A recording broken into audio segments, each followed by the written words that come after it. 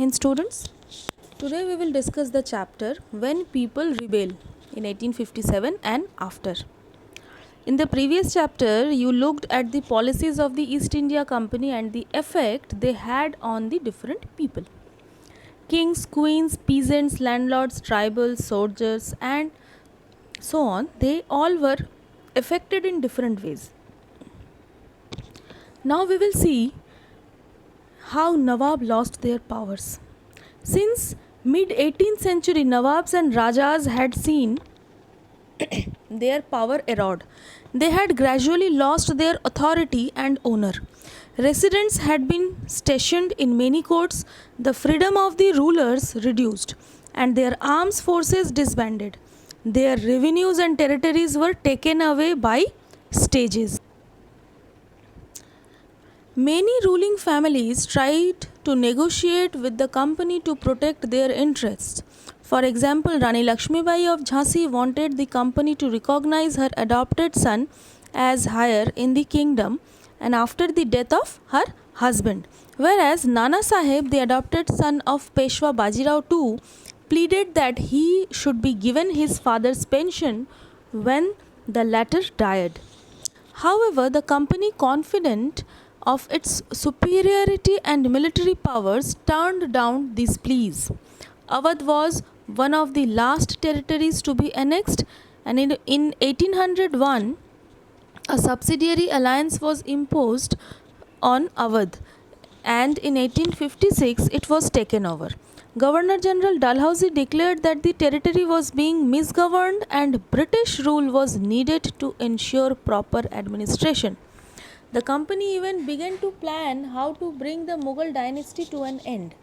The name of the Mughal king was removed from the coins minted by the company, and 1849 Governor General Dalhousie announced that after death of Bahadur Shah Zafar, the family of the king would be shifted from the Red Fort to the another place of Delhi to reside in. And in 1856, Governor General Canning decided that Bahadur Shah Zafar would be the last Mughal king, and after his death, none of his descendants would be known or recognized as kings, they would be just known as princes. Now we will talk about peasants and sepoys. In the countrysides, peasants and zamindars resented the high taxes and the rigid methods of revenue collection. Many failed to pay back their loans to the moneylenders and gradually lost their lands they had tilled for generations. The Indian sepoy in the employ of company also had reasons for discontent. They were unhappy about their pay, allowances, and conditions of services. Some of the new rules violated their religious sensibility and beliefs. For example, at that time, country believed that if they crossed, the people of the country, they had a belief that if they crossed the sea, they would lose their religion and caste. But in 1824, when sepoy were told to go to Burma by the sea route to fight for the company, they refused to follow the order. Though they agreed to go by the land, then also they had to be punished. Severely they were punished. And since the issue did not die down, in 1856, the company passed a new law which stated that every new person who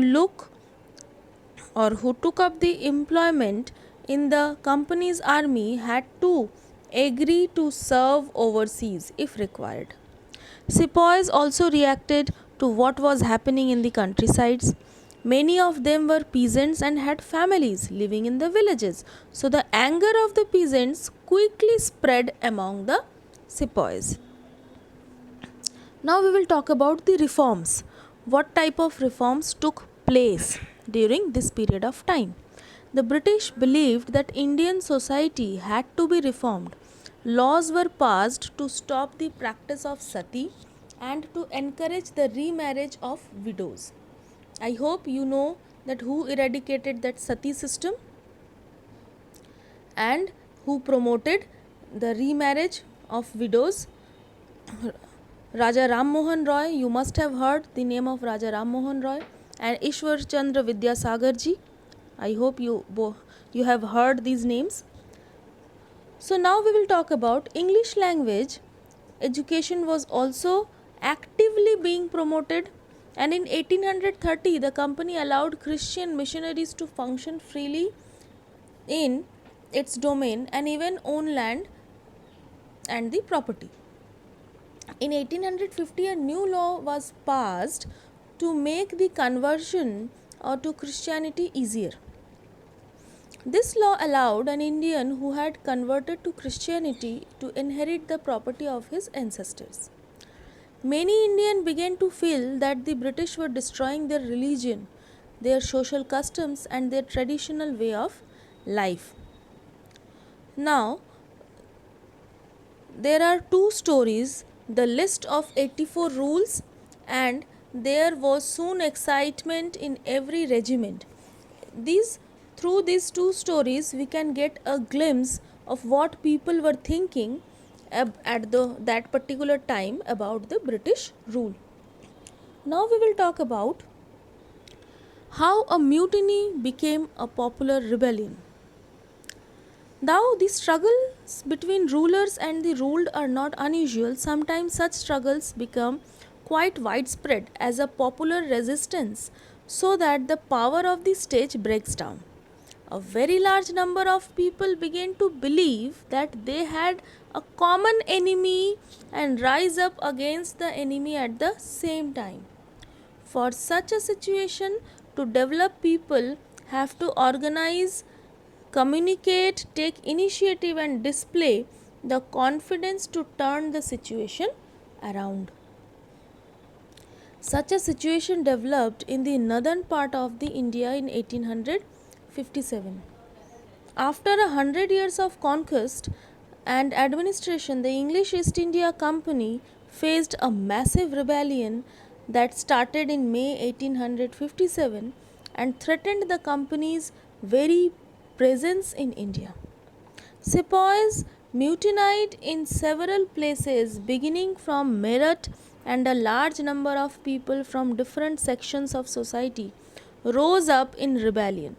Some regard it as the biggest armed resistance to colonialism in the 19th century anywhere in the world. So today, till then, this much only we will discuss. Now again I will come back with the next module. Till then, be healthy, be safe, and happy learning. Thank you.